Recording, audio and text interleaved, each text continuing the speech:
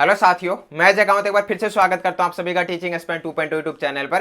दोस्तों भाई, जब से अपनी केवीएस की एग्जाम डेट आई है, इसके बाद में आप लोगों के बहुत सारे मैसेज और कमेंट्स आए हैं। और भाई मैसेज और कमेंट्स आना वाजिब भी था, क्योंकि जब अपने सामने कोई दो ऐसी वैकेंसी आके खड़ी हो जाए भाई, जिनका अपन बहुत लंबे टाइम से वेट कर रहे हैं और भाई दोनों एक साथ में आ जाए, तो भाई मन में दुविधा उत्पन्न हो जाती है कि हमें किस वैकेंसी की यहाँ पे तैयारी करनी चाहिए। तो भाई इसी तरीके से अभी जैसा कि आप लोगों को पता है कि भाई डी के फॉर्म ऑलरेडी भरे जा चुके हैं, केवीएस पीआरटी के फॉर्म भरे जा रहे हैं, अपनी एग्जाम डेट भी आ चुकी है। तो भाई अब मन में दुविधा उत्पन्न हो जाती है कि हमें किस वैकेंसी की यहाँ पे तैयारी करनी चाहिए। तो भाई आज की वीडियो में अपन इन तीन मुद्दों के ऊपर बात करने वाले हैं कि भाई सबसे पहले तो आपको भाई डी पीआरटी और केवीएस पीआरटी दोनों में से किस वैकेंसी के यहाँ पे तैयारी करनी चाहिए, भाई आप किस बेस पे डिसीजन लोगे कि हम किस वैकेंसी के यहाँ पे तैयारी करें। फिर भाई दूसरा अपन बात करेंगे कि अगर आप लोग इन दोनों वैकेंसियों की एक साथ में तैयारी करना चाहते हो तो भाई आपको किस तरीके से यहाँ पे तैयारी करनी चाहिए, इसको लेकर अपन यहाँ पे चर्चा करेंगे। फिर एक अपन बात करेंगे कि भाई इस टाइम पे अब आपको सेल्फ स्टडी करनी चाहिए या फिर किसी का ऑनलाइन बैच लेना चाहिए, मतलब कि सेल्फ स्टडी करो या फिर ऑनलाइन बैच लो, इसके ऊपर भी अपन यहाँ पे बात करेंगे। फिर भाई आपका चौथा ये भी कुछ स्टूडेंट यहाँ पे पूछ रहे थे कि अभी हमें जो केवीएस का जो टायर 1 है, जो अपना प्री एग्जाम है, इसके लिए हमें कितना स्कोर यहाँ पे टारगेट करके चलना चाहिए कि भाई इससे प्लस हमें यहाँ पे स्कोर करना है ताकि हम सेफ जोन में आ सके। तो भाई अपन इन चार मुद्दों के ऊपर यहाँ पे बात करेंगे। तो अब अपन एक एक करके इन सभी मुद्दों के ऊपर बात कर लेते हैं। साथियों, वीडियो में आगे बढ़ने से पहले मैं आपको बताना चाहूंगा, यदि आप लोग किसी भी एग्जाम की तैयारी कर रहे हैं, चाहे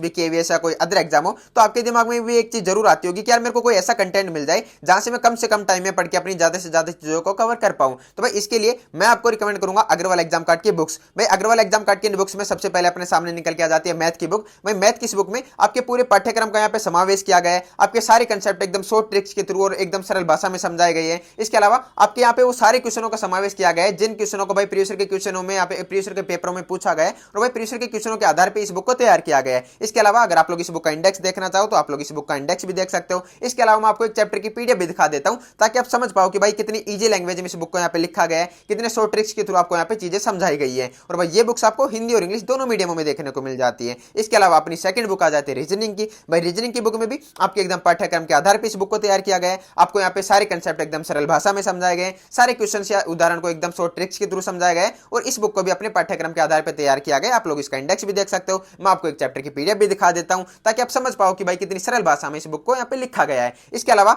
अपनी भाई थर्ड बुक आ जाती है इंग्लिश की। इंग्लिश की इस बुक में आपको भाई इजी टू लर्न ये बुक है, मतलब कि आप इस बुक को एकदम सरल और आसान भाषा में समझ सकते हो। अगर आपको लगता है कि यार इंग्लिश पढ़ने में मेरे को बहुत सारी प्रॉब्लम्स का सामना करना पड़ता है, तो ये बुक आपके लिए बेस्ट हो सकती है, जहां से आप लोग अपनी इंग्लिश को भी एकदम बेहतर लेवल की कर सकते हो। इस बुक का भी आप लोग इंडेक्स देख सकते हो। यहाँ पे आपको सारे चैप्टर यहाँ पे दिए गए हैं और बिल्कुल इजी लैंग्वेज में सारी चीजें यहाँ पे समझाई गई है। अब अपनी फोर्थ बुक आ जाती है स्टैटिक जीके की बुक। स्टैटिक जीके की बुक भाई वरुण अवस्थी सर के द्वारा यहाँ पे तैयार की गई है। इनका तो नाम भी काफी चलता है, और भाई इस बुक को भी इस आधार पर तैयार किया गया है कि जिन जिन एग्जाम्स में स्टैटिक जीके पूछी जाती है, उन सभी एग्जामों के प्रीवियस ईयर के पेपरों के आधार पर इस बुक को तैयार किया गया है। आप लोग इस बुक का इंडेक्स भी देख सकते हो। मैं आपको एक चैप्टर की पीडीएफ भी दिखा देता हूं। और बाकी यदि आप लोग इन बुक्स को परचेज करना चाहते हैं तो भाई कमेंट बॉक्स में इन बुक्स की लिंक मिल जाएगी, वहां से आप लोग इन बुक्स को परचेज कर सकते हैं। तो भाई कमेंट बॉक्स में जाना, वहां पे लिंक मिल जाएगी, वहां से आप लोग इन बुक्स को परचेज कर सकते हैं। तो चलिए फिर अभी अब अपन वीडियो के मुद्दों को लेकर यहाँ पे बात कर लेते हैं। तो भाई देखिए, जो सबसे पहला सवाल था कि भाई डी पीआरटी और केवीएस पीआरटी दोनों में से हमें किस वैकेंसी की यहाँ पे तैयारी करनी चाहिए। तो देखिए इसके लिए भाई मैं आपको कुछ चीजें बताऊंगा, अपन उसके बेस पे डिसीजन लेने वाले हैं कि भाई हमें किस वैकेंसी की यहाँ पे तैयारी करनी चाहिए।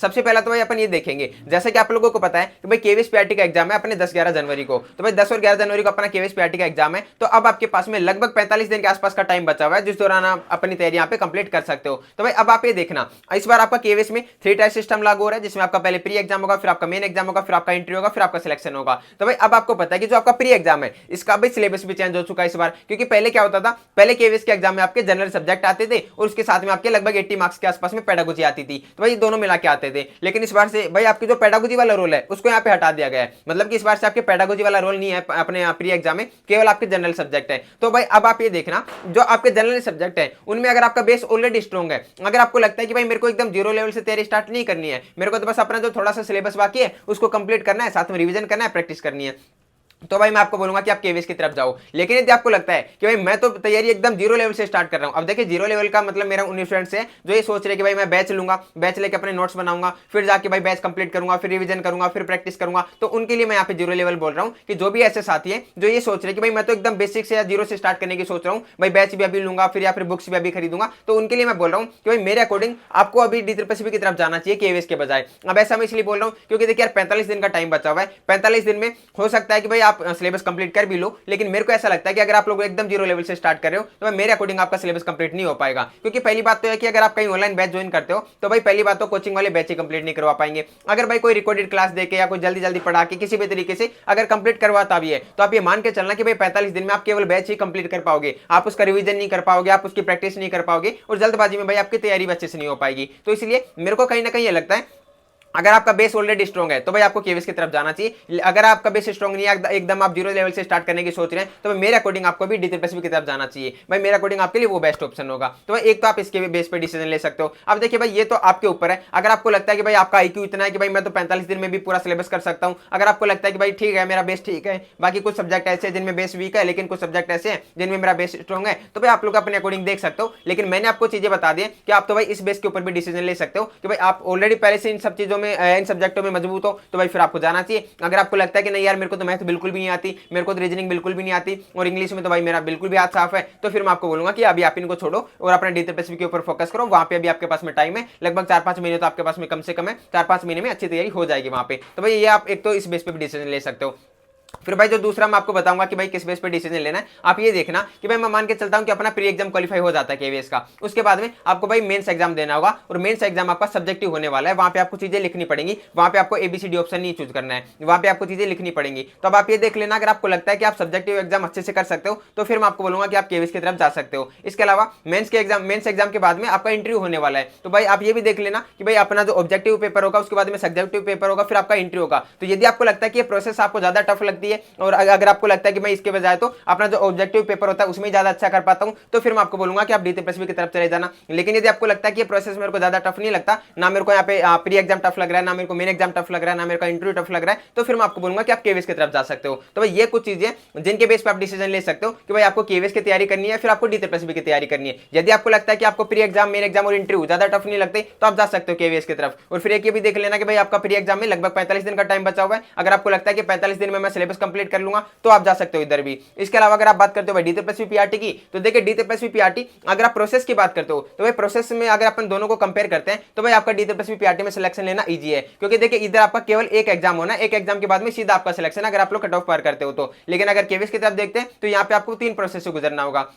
लेकिन देखिए जो डी3+ को ज्यादा टफ बनाता है वो हो जाता है भाई इसका एक तो एग्जाम पैटर्न और इसका एक सिलेबस और इसके क्वेश्चंस का लेवल। भाई देखिए इसका एग्जाम पैटर्न आपको पता है कि वहां पे आप भाई पार्ट वाला सिस्टम होता है। जब भी आप यहाँ पे ऑनलाइन एग्जाम देते हो तो वहां पे अगर आप लोगों ने कोई एक पार्ट यहाँ पे करना स्टार्ट कर दिया तो उसके बाद में अगर आप नेक्स्ट पार्ट में जाना चाहते हो तो भाई आपको ये पहले वाला पार्ट सबमिट करना होगा, वापस इस पार्ट में नहीं आ सकते। इसके अलावा एक इसका क्वेश्चन का लेवल भी थोड़ा टफ होता है केवीएस के कंपेरिजन में। तो देखिए भाई दोनों अपने अपनी जगह पे टफ है। अब आप ये देख लेना कि आपको कौन सा प्रोसेस यहाँ पे ज्यादा ईजी लग रहा है, आप उसके बेस पे अपना डिसीजन ले सकते हो। तो भाई ये अपन ने बता दिया कि आपको दोनों में से किस वैकेंसी की तैयारी करनी चाहिए। अब भाई देखिए जो कुछ साथियों का सवाल आ रहा था कि हम दोनों वैकेंसियों की एक साथ में तैयारी कैसे करें, तो देखिए उनके लिए मैं यहाँ पे बताना चाहूंगा, अगर आप लोग इन दोनों वैकेंसियों की एक साथ तैयारी करना चाहते हो तो फिर आपको ये करना है, अब भाई इनमें जो अभी कॉमन सब्जेक्ट है अपने उनके ऊपर पहले ज्यादा फोकस कर लो। देखिए वैसे तो मैं आपको ये बोलूंगा अगर आप लोग दोनों वैकेंसियों के साथ में तैयारी करना चाहते हो तो भाई अपने दिमाग में अपना माइंडसेट ये क्लियर जरूर रखना कि भाई देखिए मैं दोनों को साथ में लेके चल रहा हूं, लेकिन मेरे को दिमाग में रखना कि भाई तैयारी मैं केवल इस एग्जाम की कर रहा हूं, अब इसके साथ में मैं दूसरे एग्जाम का भी फॉर्म भरूंगा, अगर मेरा वो भी क्वालिफाई हो जाता है तो बहुत अच्छी बात है, नहीं होता है तो मेरा मेन एग्जाम तो ये है। अब चाहे आप मेन एग्जाम अपना केवीएस को बना लो या मेन एग्जाम अपना डी3+ को बना लो, क्योंकि देखिए ऐसा मैं इसलिए बोल रहा हूं अगर मैं मान के चलता हूं अपने यहाँ पे केवीएस को अपना मेन एग्जाम बनाया कि मेरे को केवीएस का एग्जाम देना है अच्छे से, तो फिर देखिए अगर आप फिर ये सोचते हो कि मेरे को तो दोनों को साथ में लेके चलना है, तो देखिए आपका केवीएस के एग्जाम में क्या है, आपको जो टायर 1 है, टायर 1 में आपके केवल जनरल सब्जेक्ट आने वाले हैं, जिसमें आपका मैथ आएगा, हिंदी आएगा, इंग्लिश आएगा, रीजनिंग आएगा, जीके आएगा, कंप्यूटर आएगा, तो भाई ये यहाँ पे आने वाले हैं। इसके अलावा अगर आप लोग डी3+ को साथ में लेके चलोगे तो भाई डी3+ में तो 100 मार्क्स की पेडागोजी आने वाली है, तो आपको यहाँ पे पेडागोजी को भी ऐड करना पड़ेगा। अब देखिए अगर आप लोग भाई आपको पता है कि 45 दिन का तो पूरा टाइम बचा टायर 1 में, वहां पे भाई डी3+ की पेडागोजी भी पढ़ रहे हो तो आपका आधा टाइम तो वो ले जाएगी। तो भाई कहीं ना कहीं मेरे को ऐसा लगता है कि आप दोनों के चक्कर में ऐसा ना हो कि भाई आप दोनों से हाथ धो बैठो दोनों को साथ में लेके चलने के चक्कर में। तो इसलिए मैं आपको बोलूंगा कि अगर आप लोग केवीएस की तैयारी कर रहे हो तो आपको केवीएस के ऊपर ही पूरा फोकस करना है, अगर आपको डी3+ की तैयारी कर रहे हो तो आपको डी3+ के ऊपर ही पूरा फोकस करना है। लेकिन हाँ साथ में किस तरीके से लेके चल सकते हो, साथ में इस तरीके से लेके चल सकते हो कि भाई देखिए आप अपने अच्छे से केवीएस की तैयारी करो। केवीएस में आपको पता है कि जनरल सब्जेक्ट आपको पढ़ने हैं टायर 1 में, तो जो आप टायर 1 में जनरल सब्जेक्ट पढ़ रहे हो तो भाई ये कहीं ना कहीं आपके बाद में डी3+ की तैयारी में भी काम आने वाले हैं, क्योंकि सारे सब्जेक्ट आपके वहां पे आने वाले हैं। तो भाई ऑटोमेटिक आपकी उसकी भी तैयारी हो रही है, आपके अपने दिमाग में चीजें नहीं रखनी कि यार मैं दोनों की तैयारी कर रहा हूं या फिर दोनों की तैयारी नहीं कर रहा, आप तो अपने सिलेबस को टारगेट करो कि बस मैं ये सिलेबस पढ़ रहा हूं अपना, ये सिलेबस मेरा बाद में डीटीपीएससी में भी काम आता है, तो आप मान सकते हो कि मेरी तैयारी हो रही है। लेकिन ऐसा नहीं करना कि आप केवीएस की तैयारी कर रहे हो तो आप डीटीपीएससी की पेडागोजी को भी लेके बैठे हो डेली, क्योंकि भाई इतना टाइम नहीं बचा, केवल 45 दिन बचे, तो 45 दिन में केवल आप एक एग्जाम को ही टारगेट करो। तो ये मैंने बता दिया केवीएस वालों के लिए। अब देखिए जो साथी ऐसे जो डीटीपीएससी की तैयारी कर रहे हैं और वो चाहते हैं कि हम दोनों वैकेंसी को साथ में लेकर चलना चाहते हैं, तो उनके लिए मैं ये बोलूंगा भाई आपके लिए थोड़ा सा एक प्लस पॉइंट ये है कि आप अपना जो अभी मैं मान के चलता हूं कि आप दिन में 8 घंटे पढ़ रहे हो, तो 8 घंटे में आपको क्या करना है, आप 2 घंटे दो अपने पेडागोजी वाले पार्ट को और 6 घंटे दो आप अपने पार्ट ए को। अब ऐसा मैं इसलिए बोल रहा हूं क्योंकि देखिए मैं मानता हूं कि भाई 2 घंटे पेडागोजी पढ़ने से अपनी पेडागोजी उतने अच्छे लेवल की तैयार नहीं हो पाती है, लेकिन ये 2 घंटे मैं आपको बोल रहा हूं कि आने वाली 2 महीने तक आपको केवल पेडागोजी को 2 घंटे देने हैं। आप पेडागोजी को 2 घंटे दो, उसके अलावा 6 घंटे दो अपने पार्ट ए को। अब इससे क्या होगा भाई, 2 महीने में अपना पार्ट ए काफी हद तक तैयार हो जाएगा अगर आप डेली के 6 घंटे दे रहे हो तो भाई इससे क्या होगा, ये आपकी तैयारी केवीएस के एग्जाम में काम आ जाएगी, और भाई हो सकता है कि आप डीटीपीएससी की तैयारी से ही केवीएस का टायर 1 भी क्वालिफाई कर दोगे। बाकी इसके अलावा जब 2 महीने में आपका ये लगभग सिलेबस कवर हो जाएगा पार्ट ए का, उसके बाद में आप अपने जो पार्ट बी है उसके लिए टाइम बढ़ा देना, बाद में उसको 3 घंटे या 4 घंटे देना स्टार्ट कर देना। लेकिन आने वाले 2 महीने में आपको केवल पार्ट ए के ऊपर ज्यादा फोकस करना है, पार्ट बी को आपको डेली के 2 घंटे पढ़ने हैं। तो इस तरीके से आप भाई दोनों एग्जामों को साथ में लेकर चल सकते हो। बाकी फिर भी मैं ये बोलूंगा भाई अपने माइंड में एक चीज क्लियर रखनी है कि मैं मेन तैयारी इस एग्जाम की कर रहा हूं, बाकी इसके साथ में अगर दूसरा एग्जाम क्वालिफाई होता है तो बहुत अच्छी बात है। अब देखिए भाई ऐसा मैं इसलिए भी बोल रहा हूं कि भाई आपको दोनों एग्जामों को ज्यादा फोकस नहीं करना चाहिए, क्योंकि देखिए अगर मैं मान के चलता हूं आपने केवीएस की तैयारी की है, अगर आपका केवीएस का भाई टायर 1 क्वालिफाई हो जाता है तो भाई इससे क्या होगा, टायर 1 के बाद में ऐसा तो है नहीं कि भाई आप अपने डीटीपीएससी की तरफ चले जाओगे। भाई अगर आपका टायर 1 क्वालिफाई हो रहा है तो आप मेंस एग्जाम की तैयारी करोगे, फिर उसके बाद में आप इंटरव्यू की तैयारी करोगे, तो भाई आप डीटीपीएससी की तरफ नहीं आ रहे हो। क्योंकि अगर आप इसके मेंस एग्जाम की बात करते हो फिर आपके केवीएस के इंटरव्यू की बात करते हो, तो भाई ये जब तक प्रोसेस कंप्लीट होगा तब तक तो अपना डीटीपीएससी का एग्जाम भी हो जाएगा, तो भाई आप इसकी तरफ नहीं आने वाले अगर आपका एक बार उधर क्वालिफाई हो जाता है तो। इसलिए मैं आपको बोलूंगा किसी भी एक एग्जाम को पूरे अच्छे तरीके से फोकस करके और उसी की तैयारी करो। हाँ उसके साथ में अगर दूसरा एग्जाम क्वालिफाई होता है तो बहुत अच्छी बात है। तो भाई ये भी मैंने आपको बता दिया कि आप दोनों को किस तरीके से साथ में लेकर चल सकते हो अगर आप लेना चाहो तो। अब देखिए इसके बाद में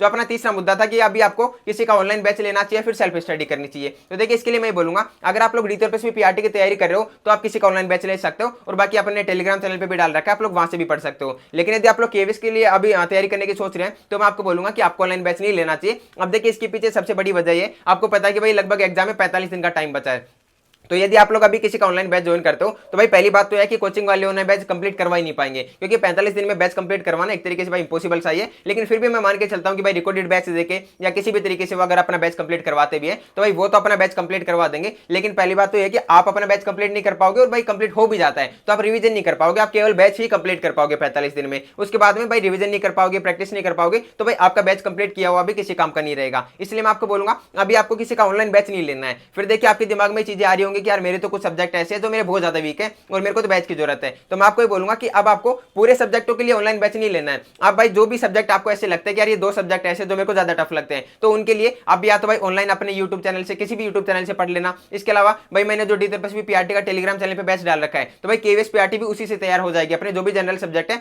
वो अपने डीटीपीएससी पीआरटी वाले बैच से ही तैयार हो जाएंगे। तो भाई आप लोग अभी किसी का भी ऑनलाइन बैच ज्वाइन मत करो, थोड़ा बहुत भाई यूट्यूब की हेल्प ले लो, बाकी अपने टेलीग्राम चैनल पे पूरा बैच डाल रखा है, आप लोग वहां से पढ़ लो, भाई अपनी तैयारी यहां से कंप्लीट कर सकते हो। इसके अलावा अपनी सेल्फ स्टडी करो, भाई बुक से करो, नोट्स से करो, वहां से अपनी तैयारी कंप्लीट करो। तो भाई इस तरीके से आपको यहाँ पे तैयारी करनी है। अब देखिए भाई जो चौथा सवाल था आप लोगों का कि भाई हमें कितना यहाँ पे सेफ स्कोर मान के चलना चाहिए या फिर कितना स्कोर यहाँ पे टारगेट करके चलना चाहिए। तो देखिए भाई मैं आपको हर कट ऑफ वाले वीडियो में बताता हूं कि भाई एग्जाम से पहले कट ऑफ का आइडिया लगाना भाई एक तरीके से नामुमकिन ही है, लेकिन हाँ फिर भी अपन एक सेफ स्कोर मान के चल सकते हैं ताकि अपने दिमाग में एक आइडिया रहे कि अरे मेरे को इतना स्कोर टारगेट करके चलना है। तो उसके लिए देखिए मैं आपको ये बोलूंगा भाई किसी भी एग्जाम की तैयारी कर रहे हो, अगर आप लोग लगभग 70% के आसपास में स्कोर करते हो तो आप 100% यहाँ पे श्योर हो। और भाई फिर केवीएस में तो ये भी सिस्टम है कि आपको पता है कि भाई ये ऐसा एग्जाम नहीं है कि यहाँ से आपको सीधा सिलेक्शन मिलने वाला है, कट ऑफ पार जाने वाली है। यहाँ पे भाई केवल आपको क्वालिफाई करना है, और क्वालिफाइंग में आपको पता है कि भाई जितनी सीटें हैं उसका 10 गुना स्टूडेंट यहाँ पे मेंस एग्जाम के लिए क्वालिफाई होने वाले हैं। तो भाई लगभग आप मैं मान के चलता हूं कि लगभग 3000 सीटें, तो भाई 3000 का 10 गुना करोगे 30,000, तो आपको 30,000 स्टूडेंटों में आना होगा। तो भाई इस तरीके से आपको भाई केवल क्वालिफाइंग करना है, यहाँ पे 10 गुना स्टूडेंटों में जाना है। तो उसके लिए ऐसा नहीं है कि आपको बहुत ज्यादा स्कोर करना है। अगर आप लोग 70% स्कोर करते हो तो लगभग आप 100% यहाँ पे श्योर हो कि आप सेफ जोन में हो। और भाई लगभग 70% का मतलब हो गया कि 300 में से अगर आप लोग 200 के आसपास में 210 के आसपास में नंबर ले आते हो तो भाई आप यहाँ पे श्योर सेफ हो। तो भाई इतना आपको स्कोर टारगेट करके चलना है, आपको अपने दिमाग में रखना है कि मेरे को 70% स्कोर यहाँ पे टारगेट करना है। और भाई ये मैं जनरल कैटेगरी वाले स्टूडेंट्स की बात कर रहा हूँ, जो भी अदर कैटेगरी वाले स्टूडेंट है वो अपना थोड़ा यहाँ से मार्क्स यहाँ पे कम करके देख सकते हैं। बाकी मैंने जनरल वालों की बता दिए लगभग 70% स्कोर करके चलना। बाकी अगर इससे थोड़ा बहुत कम भी होता है, जैसे कि भाई 200 के आसपास भी होता है, 205 के आसपास भी होता है, तो मेरे अकॉर्डिंग सेफ जोन में है। बाकी अगर आप लोग 70% या 70% से ऊपर करते हो तो आप 100% यहाँ पे सेफ जोन में हो। तो भाई ये चीजें मैंने आपको बता दी है। बाकी इसके अलावा भी अगर आप लोगों के कोई भी किसी भी प्रकार का कोई सवाल रह गया हो तो आप लोग कमेंट बॉक्स में पूछ सकते हो।